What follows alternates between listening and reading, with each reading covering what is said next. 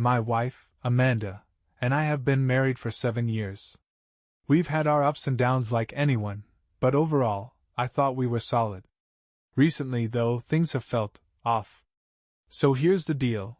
We're currently on a week-long cruise, which was supposed to be this romantic getaway. Amanda pushed for it, saying we needed us time. I agreed, thinking it would be good to reconnect. We left our 4-year-old with her parents, and boarded this massive ship with all its glitz and glamour. At first, everything seemed fine, drinks on the deck, fancy dinners, and watching sunsets over the ocean. But after a couple of days, Amanda started acting strange. She's been slipping off to explore the ship alone. She's suddenly super protective of her phone. She even took it to the bathroom, which she never used to do. And then there are the little lies. For example, yesterday, she told me she went to the spa for a massage, but later, I found out the spa was fully booked. When I asked her about it, she got defensive, saying I was being paranoid and needed to relax. I tried to brush it off. Maybe I'm reading too much into things, right? I mean, people need their space, even on a vacation. But then this morning, I noticed she got a message while we were having breakfast. She glanced at her phone, smirked, and quickly put it face down on the table. When I asked her who it was, she said, "Just a work thing. Nothing important." Now, I've never been the jealous or suspicious type. Amanda and I have always been open with each other. But something about this trip feels different, and not in a good way. I can't shake this nagging feeling that there's more going on than she's letting on. Anyway, we've still got 5 more days on this cruise. I'm trying to stay positive and enjoy the trip, but it's hard when my gut is screaming that something isn't right. Maybe I'm overthinking things. Or maybe I'm not. After Amanda's little spa lie yesterday, I couldn't stop noticing more weird behavior. At lunch, she was distant. Normally, she'd laugh at my corny jokes or playfully steal food off my plate, but today, it was like she was somewhere else entirely. When I asked her if something was wrong, she waved me off, saying, "It's just the sea air. Makes me feel a little off balance." I wanted to believe her. I really did. But something in her tone felt rehearsed, like she had that answer ready to go. The rest of the afternoon wasn't much better. We were supposed to hit the pool together, but Amanda said she wanted to check out some of the ship's boutiques. "Go ahead without me," she said, flashing a quick smile. "I'll catch up later." 2 hours went by. No sign of her. I hung out at the pool, nursing a drink and trying not to stare too hard at my phone. I told myself she was just browsing. I told myself I was overthinking. But then, as I was heading back to the cabin to grab a book, I saw her. She was sitting on the deck at one of those little cafe tables, chatting with a man I didn't recognize. He was tall, maybe mid-30s, with this overly polished look, button-up shirt, sunglasses, that confident, easygoing posture that screams, "I'm used to getting what I want." Amanda was leaning forward, her hands on the table, laughing at something he'd said. It wasn't the kind of laugh she gives to acquaintances or waiters. It was her real laugh, the one I used to hear when we were first dating. I froze. My first instinct was to march over there and ask who he was. But something held me back. I don't know if it was fear or pride or maybe just plain shock, but I stood there, half hidden behind a column, watching them. She looked happy. Lighter than she'd seemed in days. They weren't touching or anything, but the way they were talking, it felt too familiar. Like they weren't strangers meeting for the first time. When I finally snapped out of it, I decided to head back to our cabin. My head was spinning with questions. Who was this guy? Was he just someone she struck up a conversation with, or had they planned to meet? I thought about confronting her the second she walked in, but something told me not to. Not yet. She came back about an hour later, her arms full of shopping bags and a big smile plastered across her face. "I found the cutest sundress," she said, holding it up for me to see. "Isn't it adorable?" I nodded, forcing a smile, but all I could think about was that man. Who was he, and why did I feel like I was suddenly on the outside looking in? The whole encounter with Amanda and the mystery guy on deck was eating me alive. Every time I tried to brush it off as a coincidence, my brain would scream, but what if it's not? That night, I decided to test the waters, subtly, of course. We were at one of the fancier restaurants on the ship, the kind where they fold your napkin for you if you so much as glance away from the table. Amanda was dressed to kill in the sundress she'd bought earlier, the one she'd been so excited to show me. She looked stunning, but I couldn't fully appreciate it. All I could focus on was whether that dress was for me, or for someone else. Halfway through dinner, I tried to ask casually, "So, did you meet anyone interesting while you were shopping today?" She barely hesitated, cutting into her steak with the precision of a surgeon. "Oh no, just the usual tourists." "Why?" I shrugged, doing my best impression of someone completely unconcerned.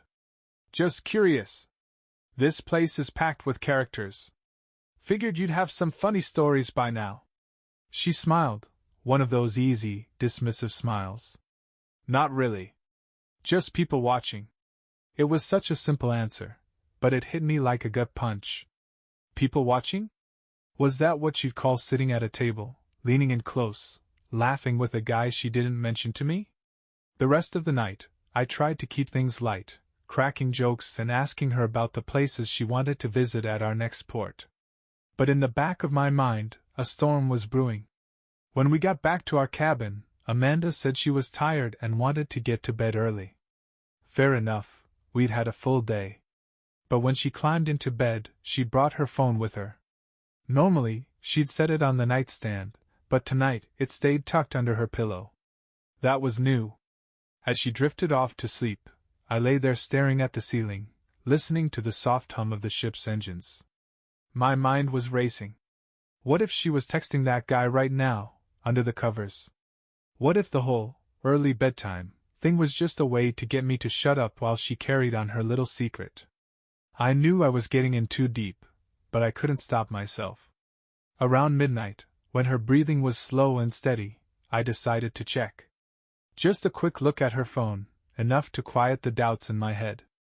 My heart was pounding as I slid my hand under the pillow, careful not to wake her. I felt the edge of the phone and carefully pulled it free. But it was locked. Of course, it was locked. And she changed her password. Amanda had never changed her phone password before. I knew because she told me it once, years ago, and I'd used it to set up her apps when she got a new phone. Now? New password. Locked out. I slipped the phone back under her pillow, my stomach churning. Something was definitely going on. But what? Lying awake in that dark cabin, I realized I couldn't let this go. I needed answers. And I was going to get them, one way or another.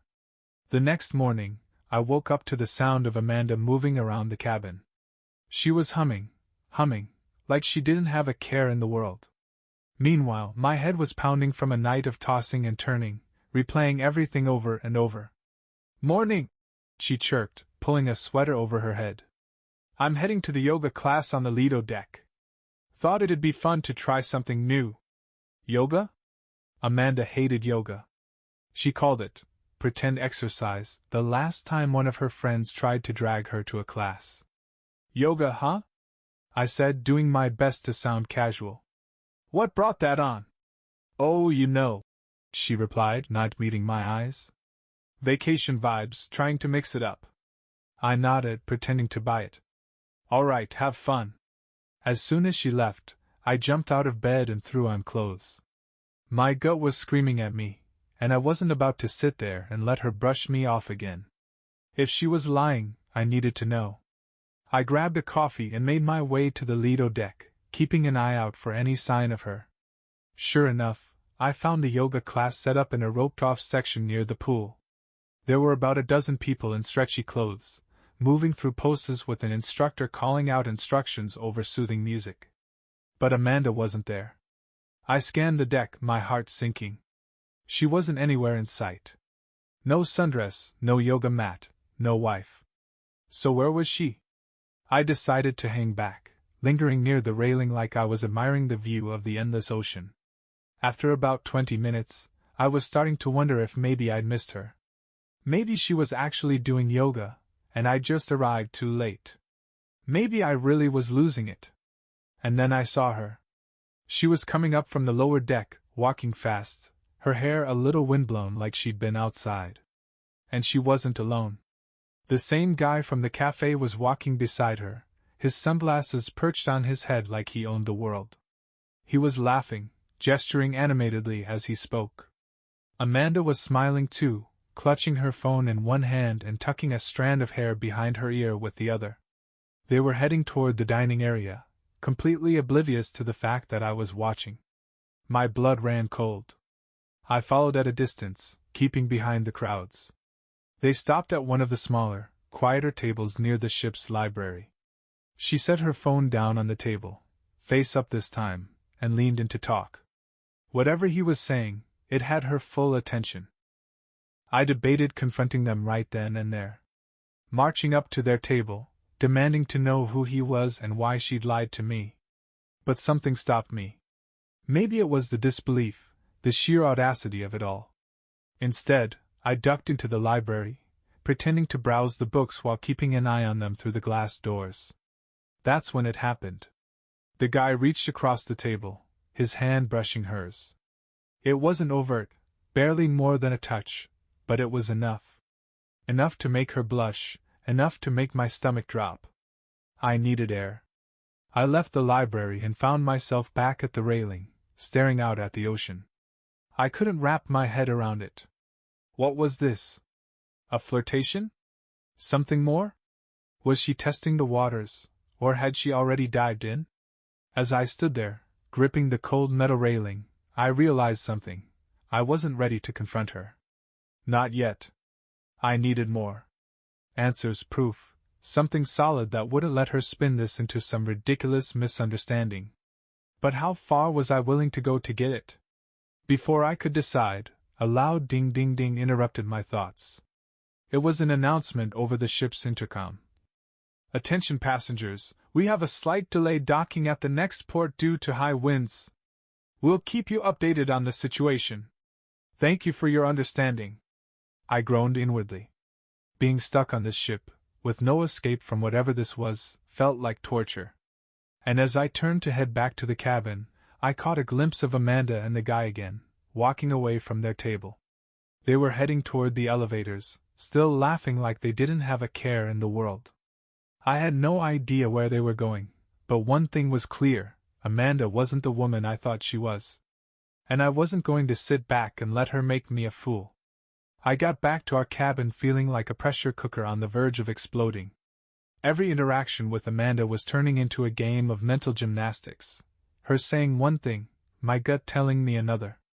And then she hit me with something I never expected. "Hey," she said as I walked in. She was sitting on the edge of the bed, her suitcase half-packed on the floor beside her. "I've been meaning to talk to you about something." My heart immediately sank. "What's going on?" She hesitated, chewing her lip. Then she let out this exaggerated sigh, like what she was about to say was a huge inconvenience for her. "I think I need to switch cabins," she said, brushing a strand of hair behind her ear like she wasn't about to drop a bomb. I blinked. "Switch cabins? What? Why?" "It's the bed," she said quickly, a little too quickly. "It's messing with my back. I barely slept last night. You know how sensitive I am about mattresses. This woman has been sleeping in our bed at home for 7 years without a peep about her back. Now suddenly the ship's luxury suite bed was a problem?" I frowned. "Amanda, we paid extra for this cabin. And you didn't say anything about the bed earlier." She waved a hand dismissively. "I didn't want to make a big deal out of it, but I'm just so uncomfortable. I stopped by guest services, and they said they had a few other rooms available. I think I'll take one for the last few nights, just to see if it helps." "You already talked to guest services?" I asked, my voice sharper than I intended. She stood up and started stuffing clothes into her suitcase.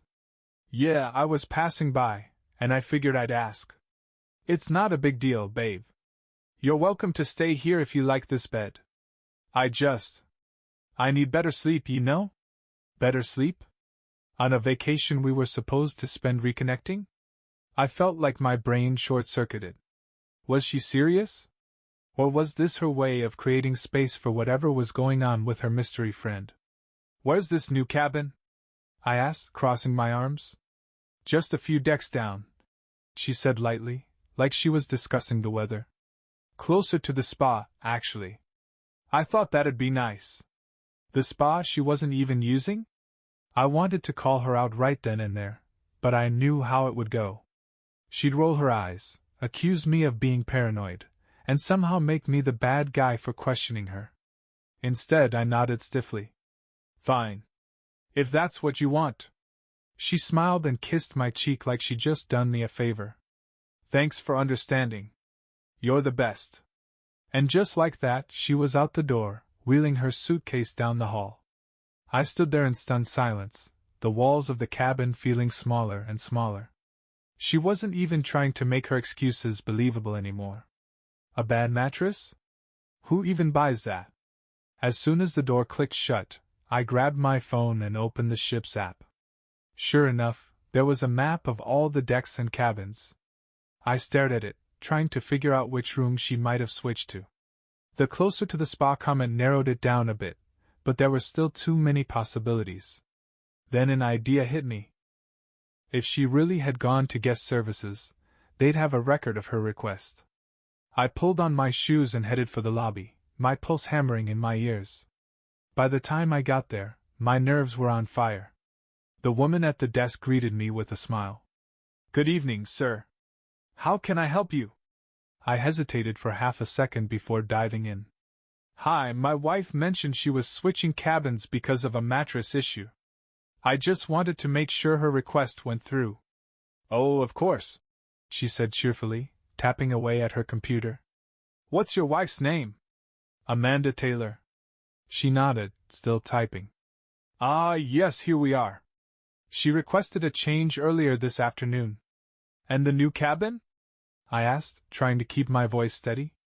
Let's see. Deck 6, cabin 628. Lovely room, ocean view. Much like the one you have now. I forced a smile. Great. Thanks for your help. As I walked back toward the elevator, my mind was racing. Deck 6 was nowhere near the spa. In fact, it was closer to the theater and the casino. Why would she lie about that? And more importantly, who else might know exactly where cabin 628 was? The second I got back to the cabin, I couldn't sit still. Amanda had just lied through her teeth about the location of her new room, and I wasn't going to let it slide. Not this time. I paced back and forth, trying to decide what to do. Should I confront her immediately? March down to deck 6 and knock on her door? But what if she wasn't there? What if she was with him? The thought alone made my blood boil. I decided on a different approach. If Amanda thought I was going to sit here like an idiot while she carried on her secret life, she was dead wrong. I waited until later that evening, long enough that she'd have time to settle into her new room. Then I grabbed my phone, threw on a jacket, and headed for deck 6. The hallways were quiet, most people off enjoying the ship's nightlife. When I reached cabin 628, I stood there for a moment, my heart pounding so hard I could feel it in my throat. What was I expecting to find? Amanda? The mystery guy? Or worse, both? I raised my hand to knock but stopped. If she opened the door, she'd see me, and I'd lose any element of surprise. Instead, I leaned in close and pressed my ear to the door. Voices. Muffled but unmistakable. One was Amanda's, soft and familiar. The other was male, deeper, with a slight drawl. I couldn't make out the words, but they were talking, fast and low, like they didn't want anyone to hear. My hands clenched into fists. The urge to barge in was overwhelming, but I held back. Instead, I stepped back and pulled out my phone. There was no way I was letting this go undocumented. I opened the voice memo app and hit record, holding the phone near the crack under the door. The voices were clearer now. Amanda was laughing softly.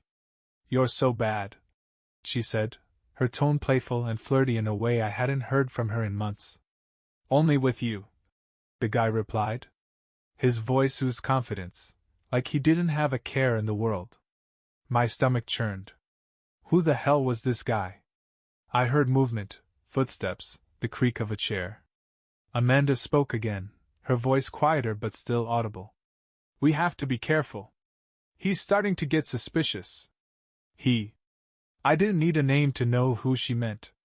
Relax, the guy said. He won't figure it out. Guys like him never do. Guys like me? My jaw tightened, my grip on the phone so tight it hurt. I wanted to kick the door in, drag him out, and make him eat those words. But I forced myself to stay calm. For now. I didn't stay long after that. My head was spinning, my chest tight with rage. I slipped away before they could catch any sign of me and made my way back to my cabin. Once inside, I played the recording back, each word driving the knife deeper. Amanda's voice, so light and carefree, was like a stranger's. The man's smug tone made me want to punch a hole in the wall. But the part that really gutted me? She wasn't just cheating on me. She was mocking me. Laughing about how I'd never catch on. I sat there for what felt like hours, staring at the phone in my hand. I had proof now. Real proof. But what the hell was I supposed to do with it? My first instinct was to confront her, send her the recording, show her I knew everything. But part of me wanted to wait, to gather more. If she thought she could outsmart me, she had another thing coming. And if she wanted to play games, I was ready. The next morning, I woke up with one mission. I was done playing Amanda's game. If she thought she could run around with her little secret on this cruise, she could do it without me watching her make a fool of me. Luckily, I had the perfect opportunity. The cruise was docking in a beautiful port city for a day-long excursion. Passengers were encouraged to disembark, explore, and soak in the sights before returning to the ship. But not everyone had to come back. I booked myself a hotel room near the port and purchased a last-minute ticket for a flight back home. My plan was simple: ghost Amanda, leave her with just enough confusion to keep her scrambling while I figured out my next move. At breakfast, she was unusually chipper, almost glowing. It made my stomach turn. I think I'll check out that walking tour today, she said, stabbing at her eggs. What about you? I shrugged, playing it cool. I might do my own thing. Some solo time sounds nice. She barely reacted, just nodded and smiled. All right, have fun. We'll meet back here tonight? Sure, I said, fighting the urge to laugh at how easy she was making this. Once we docked, Amanda disappeared into the crowd of tourists heading into the city. I waited a good half-hour before grabbing my things, just a small backpack with my essentials, and stepping off the ship for the last time. The port city was gorgeous, filled with cobblestone streets, colorful markets, and old-world charm. But I barely noticed. My mind was racing with the details of my escape. I checked into the hotel, fired off a quick email to work letting them know I'd be home earlier than expected, and booked my flight for the following morning. Then came the tricky part, making Amanda believe I was still on the ship. That evening I texted her. Hey, where are you? Thought we were meeting for dinner. Her reply came quickly. Oh, sorry. Lost track of time. Just finishing up some shopping in town. Be back soon. Perfect. No worries. I'm just hanging in the cabin. Room service tonight. The first lie was planted. I spent the rest of the evening in my hotel room, alternating between rage and satisfaction. Every text she sent was another reminder of the life I thought we had, and the one she was actually living. At one point she called, but I let it ring out. A minute later my phone buzzed with a text. You okay? I stared at the screen, debating how much to mess with her. Finally I replied. Yeah, sorry. Food coma. Let's talk tomorrow. I knew Amanda would be busy with her new friend anyway. I could practically picture them laughing over drinks, thinking they had everything under control. But now I was the one in control. Tomorrow, I'd be on a plane back home. And Amanda? She'd be stuck on that ship, wondering why she couldn't find me, and believing every ridiculous excuse I'd throw her way. The next morning, I woke up early in my hotel, feeling lighter than I had in weeks. Knowing I was about to leave this mess behind gave me a sense of control I hadn't felt in days. Amanda had sent a goodnight text the previous evening. "Good night, babe. Hope you're feeling better. Let's do breakfast tomorrow." Yeah, breakfast wasn't happening. By the time she woke up, I'd be halfway across the country. At the airport, I sent her a quick text before boarding my flight. "Hey, I'm going to hit the gym this morning and then probably grab lunch by the pool. Meet you later?" I could imagine her nodding along, completely unaware I was about to ghost her. The flight home was uneventful, giving me plenty of time to strategize my next move. I still hadn't decided if I wanted to confront Amanda outright, or let her stew in her lies for a while longer. Either way, she wasn't going to get away with this. When I landed, my phone buzzed with another message from her. "Where are you? I went to the gym and didn't see you." I grinned to myself. Let the games begin. Oh, weird. I must have missed you. I went early. Back in the cabin now, feeling wiped. Her reply was immediate. "I'm heading back to the room. Wait for me." Now came the fun part. "Actually, don't come back yet. Maintenance is in here fixing the air conditioning. Said it'll take an hour." I stared at my phone, waiting to see if she'd question me. To my surprise, she didn't. "Ugh, okay. I'll go grab a drink. Text me when they're done." Was she really that oblivious, or was she too busy with her new friend to care? Either way, I had bought myself more time. Back at home, I stepped into our empty house and dropped my bag by the door. The silence was deafening, but it felt good. No Amanda. No lies. Just me. That night, I sent her another message. "Maintenance is taking forever. I'm going to crash early." Her response was predictable. "Okay. Hope they finish soon. Love you." Love me? The audacity made my skin crawl. But I wasn't done yet. I wanted her to think I was still right there, living in her fabricated world. And if she was going to keep lying, I'd make her work for it. Over the next few days, I kept up the charade. I texted her about the events on the ship, what I was eating, and how relaxing it was to have some downtime.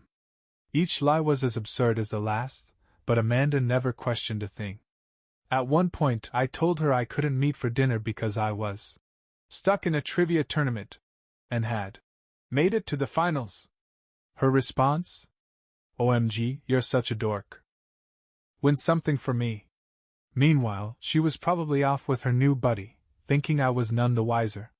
What Amanda didn't know was that I wasn't just sitting around at home. I was preparing. Looking up lawyers, digging through our shared accounts, and getting everything in place for when the truth finally came crashing down. And trust me, it was going to crash hard. After a few days of lying low at home, it was time to turn my anger into action. Amanda thought she had me wrapped around her finger, and I was done letting her think she was winning. The texts were still coming in like clockwork. "Just finished dinner. Wish you were here, babe. The sunset was gorgeous tonight. Sounds amazing. Take a picture for me." It was surreal, playing the part of the clueless husband while knowing what she was really up to. But now that I had distance and clarity, I realized the best way to confront Amanda wasn't to explode in the moment. No, I needed to flip the script. Make her feel like she was the one being played. The plan began to take shape. First, I decided to gather as much hard evidence as I could. The recording I'd made outside her new cabin was good, but I wanted something irrefutable. Proof that wouldn't let her wiggle out with excuses or tears. So, I reached out to a buddy of mine who was into tech and explained the situation. Well, most of it. "I need to pull everything off her phone," I told him over the phone. "Messages, pictures, call logs. Can you help?" Yeah," he said, sounding a little wary. "But are you sure you want to do this?" "Oh, I'm sure," I said, my jaw tightening. "I've never been more sure of anything in my life." He sent over a link to software I could use remotely, as long as I had access to her Apple ID. And guess what? I knew her Apple ID. Amanda had used the same email and password for everything since college. It took a few hours to set up, but soon, I had access to everything on her phone. At first, I didn't even want to look. But then curiosity won out, and I started scrolling through her messages. And there it was. Her texts with Mr. Mystery, whose name, I now knew, was Ryan. Their conversations were worse than I'd imagined. Flirty messages about meeting up, thinly veiled jokes about me, and even a few pictures of them together on the ship. The last one was from the day I left, Amanda in her sundress, Ryan leaning close with a drink in hand. The rage I'd been holding back threatened to boil over, but I forced myself to stay calm. This was exactly what I needed. Proof. With the evidence secure, I started working on the confrontation itself. I didn't want it to be a simple argument in our living room. Amanda had made me feel small, powerless, and humiliated. If I was going to confront her, I needed to do it in a way that flipped the script entirely. The cruise ended in a few days, and I knew Amanda would come home expecting everything to be normal. She'd probably text me as she left the ship, saying how much she missed me, and then walk into the house like nothing had happened. Except this time, I'd be waiting. Here's what I had in mind.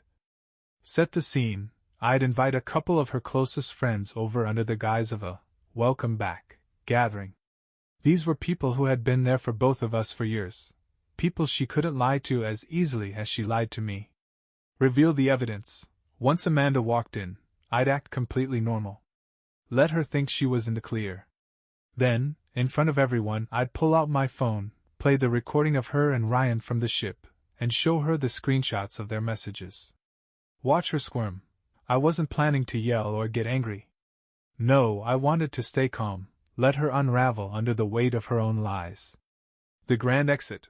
I'd end it by telling her I'd already spoken to a divorce lawyer. That there was no coming back from this.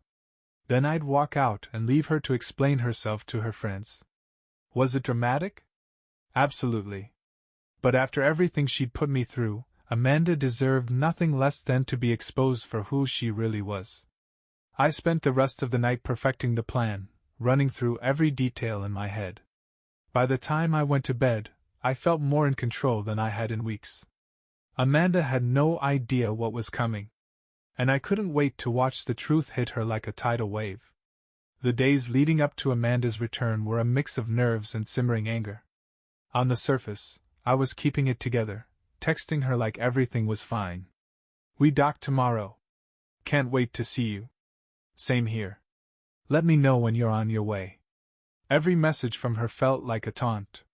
She had no clue what was waiting for her, and honestly, that made it all the more satisfying. I spent those days tying up loose ends. I cleaned the house, making it look like I'd been home the whole time. I even left some clothes in the laundry basket and food in the fridge as if I'd been living my normal life. The most critical part was inviting her friends, Sarah and Jen, to the house. They were close to Amanda but weren't afraid to call her out when something didn't add up. I'm throwing a little welcome back thing for Amanda, I told them over the phone. Just a small gathering to make her feel special after the trip. They both agreed instantly, thrilled at the idea. I kept the details vague. There was no need to let them in on the full plan.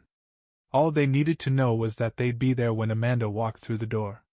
The night before Amanda was set to return, I went through the evidence one more time. The texts, the photos, the recording, I had it all organized in a folder on my phone. It wasn't just about confronting her. It was about making sure there was no escape, no way for her to twist the truth. The next morning, Amanda texted me bright and early. Leaving the ship now. Should be home by 2. Can't wait to see you. Her enthusiasm felt like a slap in the face, but I played along. Can't wait either. Drive safe. I spent the next few hours setting the stage. Sarah and Jen arrived early, bringing wine and snacks. They were chatting away in the living room, completely unaware of the emotional grenade I was about to throw. I glanced at the clock. Amanda would be home any minute.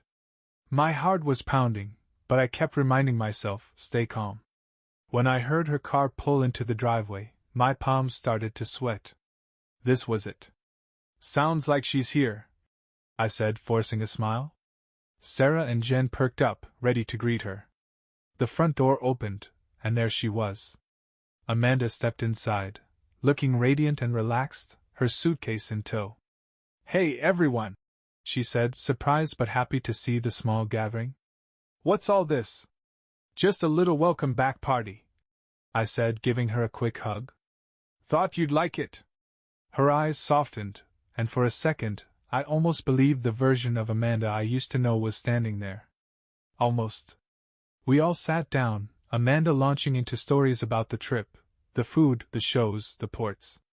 She even showed a few pictures, her laugh ringing through the room like everything was normal. But as she talked, I noticed the little tells. The slight hesitation when she mentioned her cabin, the way she avoided looking directly at me when she said how much she'd missed me. The tension in my chest tightened, but I held it in. Not yet. Not here. This was just the calm before the storm. And Amanda had no idea how close the clouds were. The tension in the room was suffocating. Amanda had just finished sharing her cruise stories, painting a picture-perfect vacation that was anything but. Her friends, Sarah and Jen, were still sipping wine, laughing along as Amanda regaled them with tales of solo adventures and sunsets. I sat quietly, my patience hanging by a thread. The phone in my pocket buzzed with the weight of everything I'd uncovered, the texts, the lies, and most damning of all, the photos. And those photos weren't just casual selfies or group shots. They were explicit, brazen, and undeniably damning. "Hey, Amanda," I said, my voice cutting through the chatter. "Why don't you show everyone the rest of your pictures?" The room fell silent. Amanda froze, a flicker of confusion crossing her face before she forced a smile. "I already showed them the best ones," she said lightly. "Why?" I leaned back in my chair, feigning nonchalance. "Oh, I just thought you might have missed a few. You know, the interesting ones." Sarah and Jen exchanged confused glances. Amanda's smile faltered. "What are you talking about?" she asked, her voice tighter now. I pulled out my phone and opened the folder I'd been curating for days. With a flick of my thumb, I pulled up the photos. The first one was tame enough, Amanda sitting on the bed in her cruise cabin, laughing at the camera. The next one? Not so much. It was a selfie of Amanda and Ryan tangled in the sheets, her bare shoulder exposed, his smug face pressed against hers. I turned the phone toward her, letting her see the image in full. Amanda's face went white. Her mouth opened as if to say something, but no words came out. "What the hell?" Sarah said, leaning forward to look at the phone. Jen gasped, her wine glass shaking in her hand. Amanda reached for the phone, but I pulled it back. "Oh, don't worry," I said coldly. "There's more." I swiped to the next picture, Ryan shirtless in her cabin, holding a glass of wine, smirking like he'd won the lottery. Then the final one, Amanda in a robe, perched on the bed, her expression anything but innocent. The room exploded into chaos. "Oh my God, Amanda!" Jen shouted, her voice shaking. "What is this?" Sarah demanded, staring at her in disbelief. Amanda's hands flew to her face, her composure crumbling. It's not what it looks like," she stammered. I laughed bitterly. "Really? Because it looks like you had one hell of a vacation." Her eyes darted to me, desperate. "I can explain." "Explain what?" I snapped, standing up. "Explain how you lied to me for weeks? How you snuck around with him, while I was sitting here like an idiot, thinking you actually missed me?" Her friends were frozen, watching the scene unfold like a train wreck they couldn't look away from. "Who even is that guy?" Sarah asked, her voice sharp. "Amanda, what the hell were you doing?" "It was a mistake," Amanda blurted, tears streaming down her face. "I didn't mean for it to happen." "Didn't mean for it to happen?" I shouted, my anger boiling over. "You didn't mean to sleep with him? Didn't mean to send him pictures? Didn't mean to laugh about how clueless I was?" She sobbed, covering her face, but I wasn't done. "I gave you everything. I said, my voice breaking. I trusted you. And this is what I get? Her friends were silent now, their expressions a mix of shock and disgust. You've got nothing to say? I asked, my voice cold. Amanda finally looked up, her face streaked with tears. I'm sorry, she whispered. I didn't want to hurt you. I stared at her, my heart pounding. The woman I thought I knew was gone, replaced by someone I didn't recognize. You didn't just hurt me, I said quietly. You destroyed us. Without another word, I walked out of the room, leaving Amanda and her lies behind. The day after the confrontation, Amanda moved out of the house. She said it was to give me space, but I knew it was because she couldn't face me. Her shame, or maybe just her fear of what was coming, was palpable. The first thing I did was call my lawyer, Matt, who I'd already been in touch with while Amanda was still on the cruise. I laid everything out for him, the texts, the photos, the recording. He didn't just nod, he grinned. She's toast, he said bluntly. We'll file for divorce immediately. With this kind of evidence, the court will be on your side. She won't get a dime. Hearing that was like a balm for my battered pride. Step 1: Lockdown. The first move was freezing our joint accounts. Matt helped me draft an emergency motion, ensuring Amanda couldn't drain our savings or hide assets. She tried, of course. I got a notification from the bank about an attempted transfer the very next day. That won't work, I told her coldly over the phone when she called, panicked. You've lost the right to touch our money. This isn't fair, she cried. I need money to live. Then maybe your buddy Ryan can help you out, I said before hanging up. Step 2: The legal hammer. Matt moved quickly, filing the divorce paperwork and attaching the evidence as exhibits. The photos, the texts, the recording, it was all in there. The judge didn't waste time granting a preliminary hearing, where Amanda's lawyer tried to spin a sob story about her emotional turmoil, and how she had been neglected. I didn't even have to say anything. Matt laid out the facts like a prosecutor in a high-profile trial. She wasn't emotionally neglected, Your Honor. She was emotionally invested in another man. He handed over the photos and texts, his voice dripping with disdain. This is a clear case of adultery, and my client deserves justice. The judge didn't even blink. This will all be considered in the final division of assets. Step 3: Custody and the house. Amanda tried to argue for the house, claiming she needed it to rebuild her life. But Matt wasn't having it. My client has lived here for years, paid the mortgage, and maintained the property, he argued. Mrs. Taylor forfeited her claim to this home the moment she brought another man into her marital bed. Amanda looked like she wanted to sink into the floor. The house stayed with me, along with the majority of our shared assets. Amanda was left scrambling for a place to live. Step 4: Spousal support? Not a chance. Amanda's lawyer made a last-ditch effort to request spousal support, claiming she had sacrificed her career for our marriage. Matt shut that down so fast it was almost funny. She sacrificed her career by choice, Your Honor. And my client has evidence that she's been financially supported by her lover. He held up a bank statement showing a transfer from Ryan to Amanda's account, a little gift she hadn't thought I'd find. The judge ruled that Amanda would get no spousal support. By the time the divorce was finalized, Amanda was left with almost nothing. She had to sell her car to cover her legal fees and moved into a tiny apartment on the other side of town. Ryan, unsurprisingly, was nowhere to be found. As for me, I kept the house, our savings, and my dignity. When people ask me if I regret how everything went down, I tell them the truth: no. Amanda destroyed our marriage, but I made sure she didn't get to walk away unscathed.